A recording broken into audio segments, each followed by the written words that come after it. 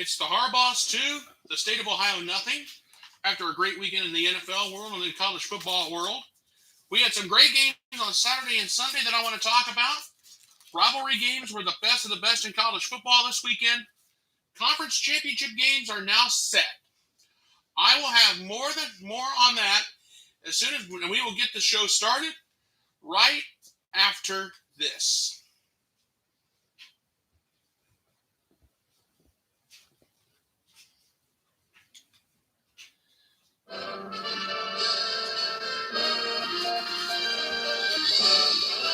Spanning the globe to bring you the constant variety of sport, the thrill of victory, and the agony of defeat. The human drama of athletic competition. This is ABC's Wide World of Sport.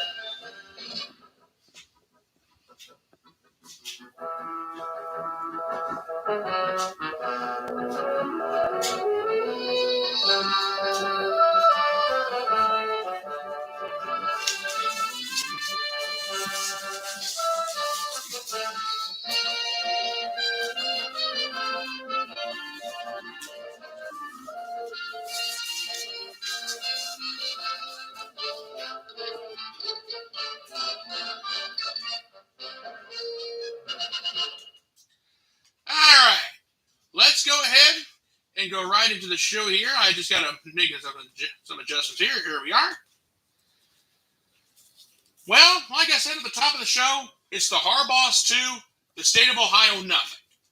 In the game that you just saw, the Baltimore Ravens beat the Cleveland Browns 16-10, and despite the fact that the Ravens had 4 turnovers in the ball game, they still won.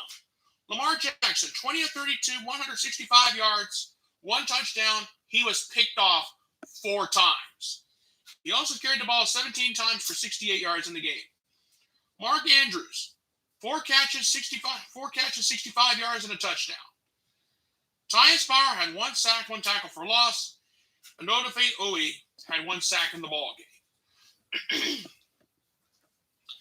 As for the Cleveland Browns, Baker Mayfield played pretty good. 18 of 37, 247 yards, and a touchdown. Jarvis Landry was his favorite receiver tonight. 6 catches, 111 yards. David Njoku, 3 catches, 35 yards, and 1 touchdown. And Myles Garrett had 1 sack and 1 tackle for loss in the game. The Ravens won this game because the Browns only had 14 first downs, 262 yards total offense, and on top of that, the Ravens outrushed the Browns 148-40. I expected the Browns to do better on the run game. And yes, the Ravens turned the ball over 4 times and they still won. It's because the Ravens also had the ball for a little over 37 minutes. That's how they managed to get the job done. It wasn't a pretty win for the Ravens. The Ravens are still the top seed in the AFC going into the playoff picture. And I'll have more on the playoff picture later in the show. But the Ravens getting a win over the Browns, that was part 1 of the Harbaugh, Ohio situation. The second part will be coming up here after a bit. So stay tuned.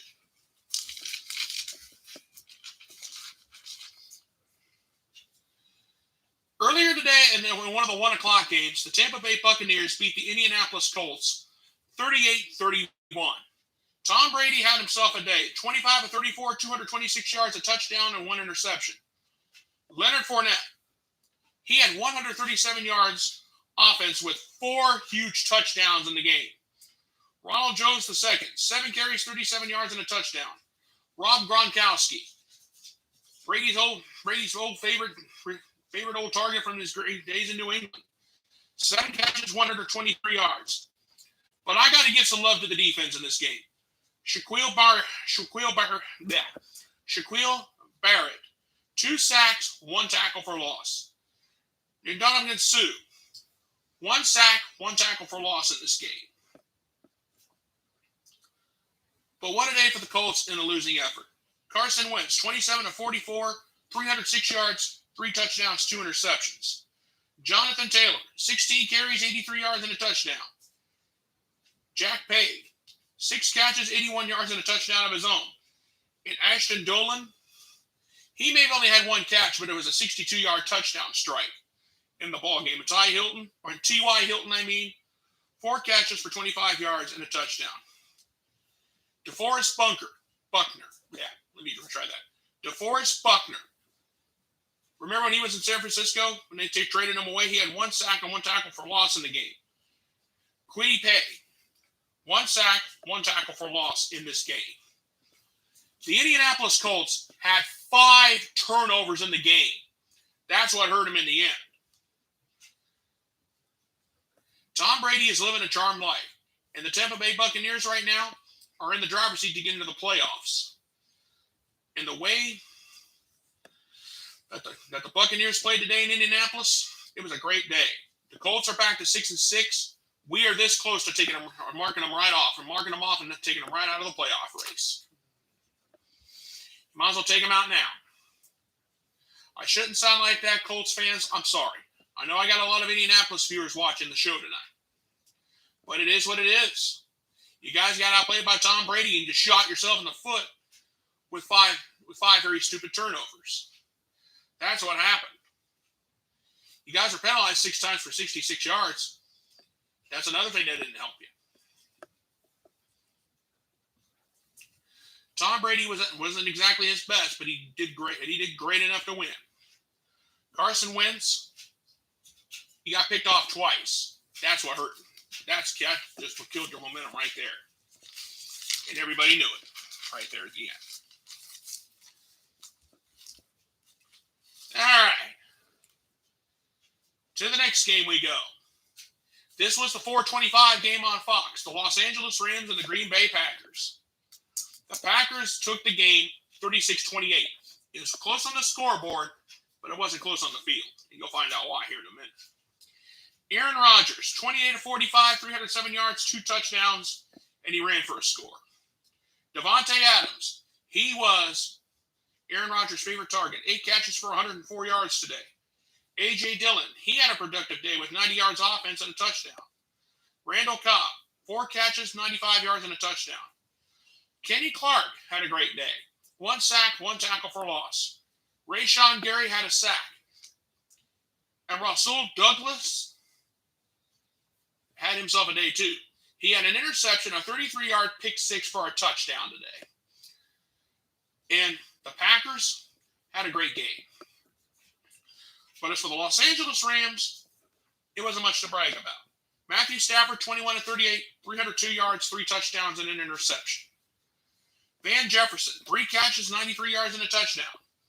Odell Beckham Jr., the former Cleveland Brown, comes to the Rams. 5 catches, 81 yards, and a touchdown. And Darrell Henderson, he had 73 yards of offense on his own, and he had a touchdown in the game. Great gains. He didn't have a sack in the game. I'll give him that. Here's what happened with the Rams. 15 first downs, 3 turnovers, and they only had the ball for just a little over 20 minutes. No wonder the Rams got beat today. Like I said, it was close on the scoreboard, but that was about the extent of it. Aaron Rodgers had a great day. Are the Packers back for sure? Yes, they are. Green Bay had the ball for almost 40 minutes, people. And Aaron Rodgers proved himself today. Davante Adams, he didn't have a touchdown catch, but he caught 8 balls for over 100 yards. He was a big contributor today. That is why the Packers won this ball game. And everybody knows it. Now, I decided not to do the Thanksgiving Day stuff for one reason. There was a lot going on, and you're asking me, Scott, what about the game? What about the Thanksgiving Day games? You'll have a chance to see those, but those are on another video. I just want to do tonight's games because I got some college football I want to talk about, and that's where the majority of my time is going to be spent. All right, the wild card picture as it stands right now. And it's crazy. In the AFC, if the playoffs were to start tomorrow, the Baltimore Ravens would be the 1 seed in the playoffs. The number 2 seed in the AFC, surprisingly, the New England Patriots. The post-Tom Brady Patriots are the number 2 seed in the AFC. Mac Jones must be doing something right. That's all I can say. The 3 seed in the playoffs as it stands right now, the Tennessee Titans. The Titans at 8-4 hit a rough stretch here in the schedule here in a couple weeks. The 4 seed in the playoffs, the Kansas City Chiefs. You will be seeing the Kansas City Chiefs next Sunday night on NBC Sunday Night Football. The 5, 6, and 7 seed, the 4 seeds, those top 4 seeds are your division leaders. Now you get into the wild card race. The Cincinnati Bengals at 7-4. They're trying to catch the Ravens right now. And it's not going to be easy. Yes, they did beat up the Pittsburgh Steelers today, 41-10, by the way. The Buffalo Bills would be back in the playoff hunt at 7-4. Back on Thanksgiving Day, you watched the Bills beat up the Saints in New Orleans 31-6. And the 7th seed as it stands right now, despite the 6-5 record, the Los Angeles Chargers. The Chargers, if the Chargers can beat Kansas City, it'll turn everything upside down. And as far as the NFC playoff picture, and this is an important one, the Arizona Cardinals are the 1 seed in the NFC with a 9-2 record. Very impressive. The Green Bay Packers, you saw them earlier today in the 425 game on Fox against the Rams. They would be the 2 seed at 9-3. The Tampa Bay Buccaneers, you saw them beat the Indianapolis Colts today. They would be the 3 seed. The Dallas Cowboys, they're still smarting over that Thanksgiving loss when they had 166 penalty yards. I haven't forgot about that game. They're at 7-4, and they would be the 4 seed. Those are your 4 division leaders. And then the 3 wild cards, it would be the Los Angeles Rams would have the 5 seed, despite the fact they lost to the Packers today at Lambeau. And Cooper Kupp, you better take back everything you said about Lambeau Field. The 6th seed would go to the San Francisco 49ers. They beat the Minnesota Vikings earlier today. And speaking of the Minnesota Vikings, they would be the 7th seed, despite a 34-26 loss today.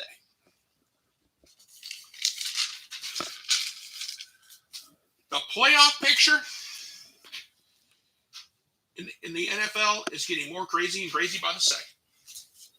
Sunday was wild, as it usually is. But Saturday was crazy. And you know the part where I said the Harbaugh's 2, the state of Ohio nothing? Here's the other part of that Harbaugh Ohio thing. Jim Harbaugh got the job done against Ohio State. Let's go into the college football portion of the show.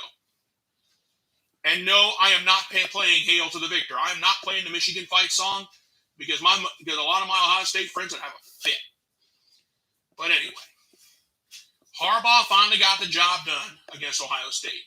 Michigan beat Ohio State 42-27. For Michigan, Cade McNamara, 13-19 for 159 yards and an interception. But Hassan Haskins, I got to take my hat off to him. 28 carries, 169 yards, 5 touchdowns.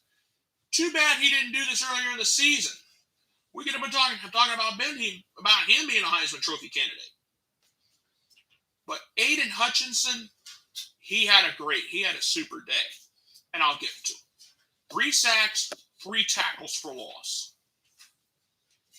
And David Ojabo, he had 1 sack and 1 tackle for loss against one of the best teams in the country. Michigan, they outplayed Ohio State. But as far as Ohio State goes, C.J. Stroud, 34-49, 394 yards, 2 touchdowns. Travion Henderson, he had 128 offensive yards, and he had 2 touchdowns in the game. Jackson Smith, Nakajabia, I can't now pronounce his name to save my soul. 11 catches, 127 yards. And Garrett Wilson, 10 catches, 119 yards, and a touchdown.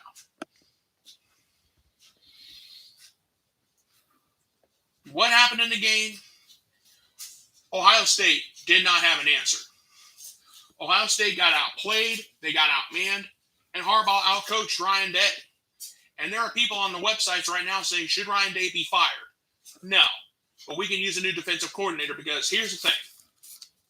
Ohio State did not have one sack, and Ohio State did not have not even one tackle for loss in the game. I looked at the numbers, and I'm like, you got to be kidding me. No wonder we got beat. And in the rushing department, Ohio State used to be so great at running the ball back in the day. Not this time. Michigan outrushed Ohio State 297-64. That was it. Now, people are saying that the refs were kind of rooting for Michigan. Well, I kind of look at it. There's a lot to go around. Now, Ohio State was penalized 10 times for 66 yards. But we could not stop Sam Haskins. Ohio State's defense, he would just go right through the Buckeye defense like there was no tomorrow. But Michigan ended their 8-game losing streak against Ohio State. They did it in Ann Arbor. A lot of people are screaming, crying foul about it, but I look at it like this. Harbaugh beat us in Ann Arbor. Next year, Michigan's got to come to Columbus and play us. And Ohio State, you better believe, they're going to get the revenge. And Jim Harbaugh is being an idiot. He was running his mouth, as usual. He ran his mouth about Ryan Day. Ohio State fans, do not forget what's happened. But congratulations to Michigan. You guys are going to be going to the Big Ten championship game. My congrats to you. My hats go off to you. You outplayed Ohio State. And that's all there was to it.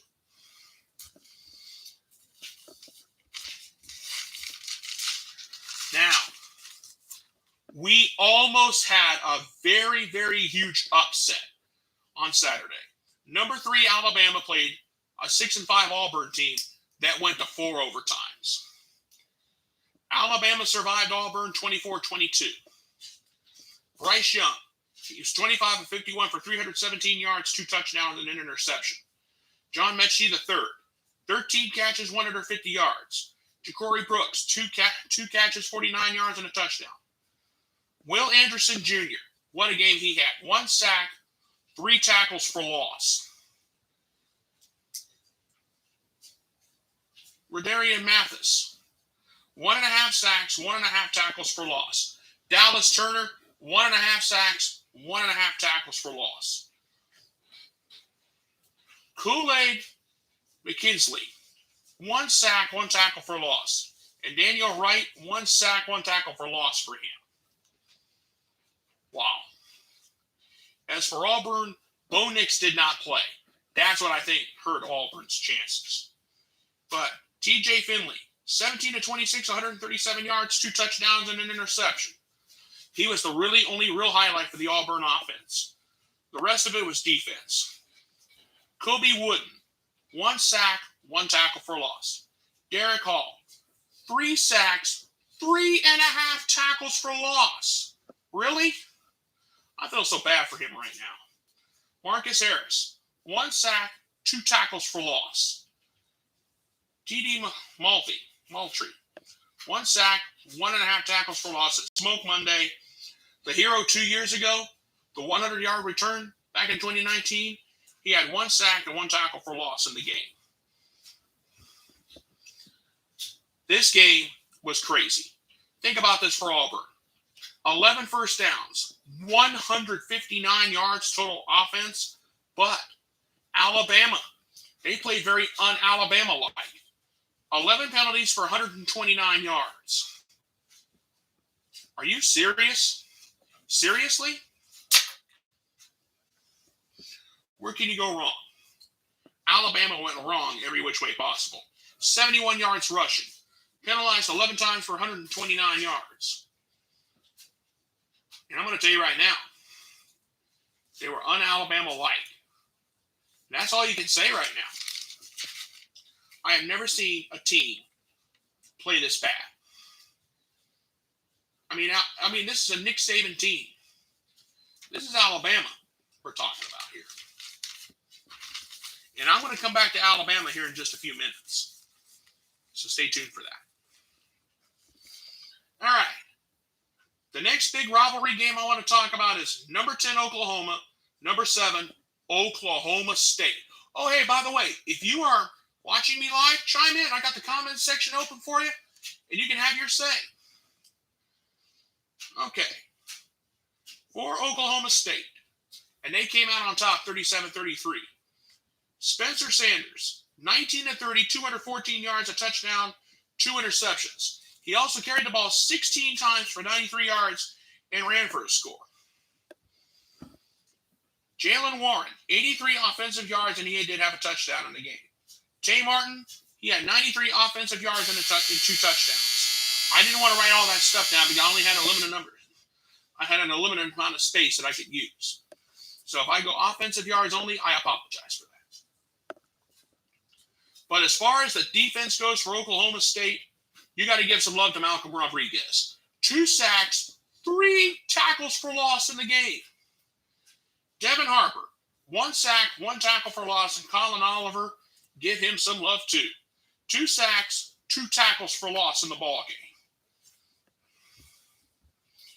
And as for Oklahoma, Spencer Sanders and Spencer Rattler did not get the start. Caleb Williams got the start on Saturday. He was 29 for 252 yards and 3 touchdowns. Kennedy Brooks carried the ball 22 times for 189 yards. Austin Stoger, 3 catches for 61 yards and a touchdown. Braden Willis, 3 catches for 29 yards and he had a touchdown of his own. And Nick Bonito for Oklahoma, 1 sack, 2 tackles for loss. Oklahoma State won this game despite 3 costly turnovers. And on top of that, they only had the ball for just a little over 24 minutes. And they still got it done. Oklahoma was penalized 12 times for 74 yards. And that's all there was to it. Both teams had 18 first downs. And Oklahoma had 441 yards of total offense. They should have won that game. But at the end, it was not enough. Oklahoma State got the job done. And I'll tell you what, this was a great game. A lot of people are saying no, it wasn't. Oklahoma State ended a long losing drought against Oklahoma. And they got it. And they got it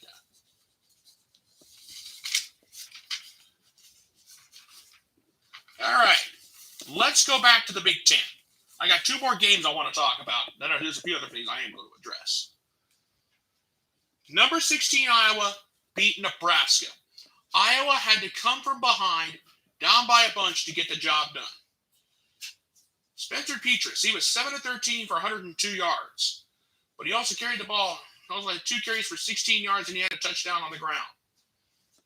Alex Padilla, 6-14 for 76 yards, and that was it for him. Tyler Gordon, 23 carries. Tyler Goodson, I'm sorry. My bad. My handwriting's not easy to read either.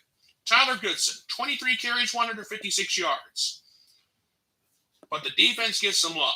Lucas Van Ness, 1 sack, 1 tackle for loss. And Zach Van Veldenberg, 1 sack, 1 tackle for loss for him by himself.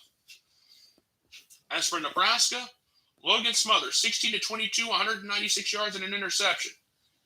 He had 4 carries for 64 yards and he had 2 touchdowns on his own.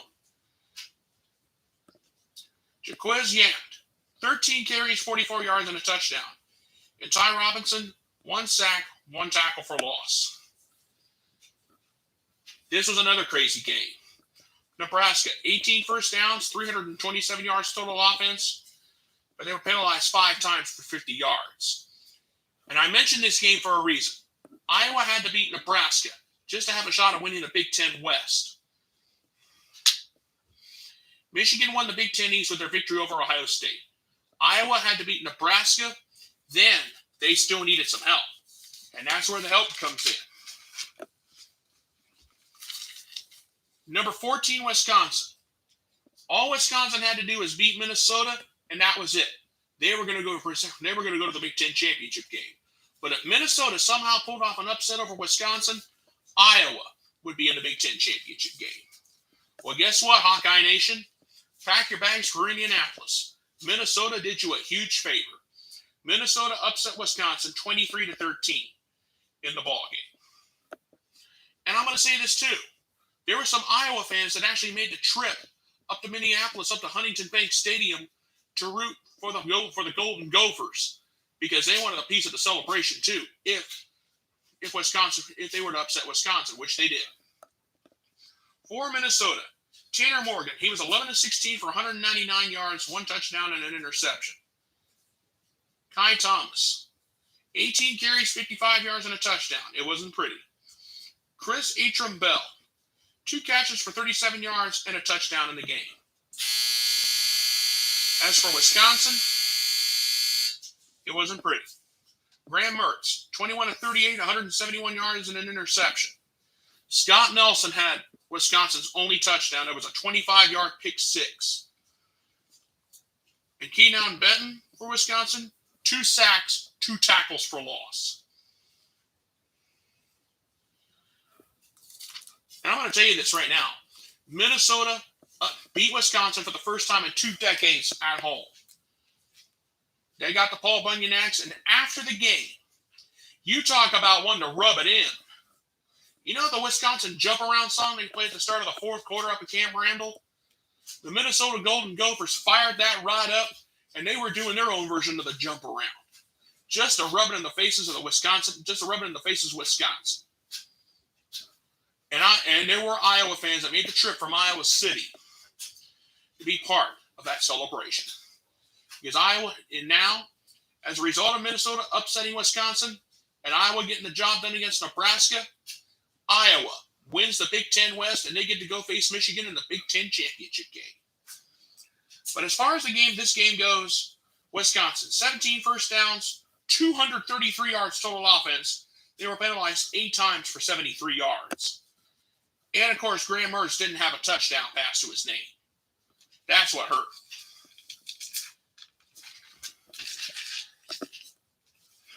It was a great weekend in the NFL, and what a fantastic rivalry Saturday we had in college football. The conference championship games are now set for the Power 5. In the Big 12 championship, that will be a Saturday game at 12 noon. Oklahoma State will face Baylor. That's going to be fun to watch. In the SEC, it's going to be number 1 Georgia, number 3 Alabama. In the Big Ten championship game, it's going to be Michigan versus Iowa. In the ACC championship game, it is going to be Pitt versus Wake Forest. Are you kidding me? Let's see. Big 12, the Big Ten, the SEC, the ACC. All right, and last but not least, out of the Pac-12. I had to kind of see which one I forgot. I forgot to write that now. But in the Pac-12 championship game, it is going to be a rematch. Utah versus Oregon. Utah humiliated Oregon a couple weeks ago, 38-7. And I'm sure the Ducks have not forgot about that. So to reiterate, your 5 conference championship games are out of the Pac-12, and that's a Friday night game on ABC. It will be Oregon versus Utah. And then the Big 12 championship game, that's a 12 noon game on ABC. It will be Baylor and Oklahoma State. In the SEC championship game, that's a 4 o'clock start on CBS. Number one Georgia, number 3 Alabama. And then later on, I think it's either a 7:30 kickoff on ABC. It's either 7:30 or 8 o'clock on ABC. We will have Wake Forest and Pitt. Hard to believe. And then to close that out, Saturday night on Fox, it will be in the Big Ten championship game. It will be Michigan versus Iowa. And this coming Friday, I may be going on the air a little bit early. I'll make an announcement later in the week. And now, ladies and gentlemen, it is now time for my closing thoughts on this night. What a rivalry Saturday in college football. I want to talk about the Harbaughs for a minute. Jim Harbaugh beating Ohio State as a coach for the first time in his career. He got it done. It was more like Hassan Haskins got it done for him. The weather in Ann Arbor was not delightful to Ohio State. Ohio State got outplayed, they got outmanned, and Ryan Day got outcoached by Jim Harbaugh. I'll give Harbaugh credit where credit's due. Do I still think he's a whiner? Yes, I do. I'm still going to call him Harweenie or Hairball or Harwiner or whatever you want it, or whatever. Michigan got it done over Ohio State. Now Ohio State's going to sit at home and wait and see where we end up. But all in all, it was a fantastic rivalry Saturday in college football this past weekend. The weekend is over, and now we get into conference championship play, where the fun is really, really going to start. And that's the bottom line. Okay, folks, I'm going to go ahead and get on out of here, and I've also decided, yes, I am going to do an earlier show. This Friday morning at 11:30 a.m. Eastern Time, I will be doing the Scott Manning YouTube Sports Weekend Kickoff Show, and I'm going to be doing it a special edition. It's to get you ready for Conference Championship Weekend in college football, where I'll be talking about each game. I'm going to break down what needs to happen, and I'm going to throw in the NFL, and I may throw in some college basketball too. So stay tuned for all of that as we get ready for a crazy weekend. Conference championships in college football, college basketball's in full swing, and then we got the NFL. So I have decided, going forward, I am going to go on the air at 11:30 a.m. to make sure I have enough time to squeeze all that in. Because I'm going to have a lot to talk about this coming weekend as we get you ready. And this is going to be a special edition, one time only, just to let you know. I want to thank you guys. I want to thank all of you guys for being with me here tonight. Thank you so much for being with me, and God bless. Good night, everybody, and I thank you.